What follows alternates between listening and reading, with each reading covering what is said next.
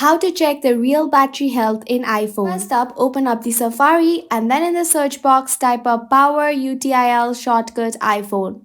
After you type this, click on the first link that appears in the results. This will take you to the website where you have an option that says add to shortcuts. Click on it and then this will redirect you to the shortcuts app with the power util shortcut in the shortcuts app. After this, go back to your settings and click on privacy and security. Scroll down to the bottom where you can see an option called analytics and improvement.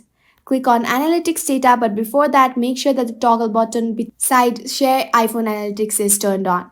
Click on the first link that shows analytics and click on it, and on the top right you can see a share icon. Here you see an option called power util. Allow this and then wait for a few seconds or minutes for the power util shortcut to operate. And this is how you can easily check the real battery health on any iPhone. We hope this tutorial helped you. Thank you for watching and do subscribe to our channel for more such useful videos.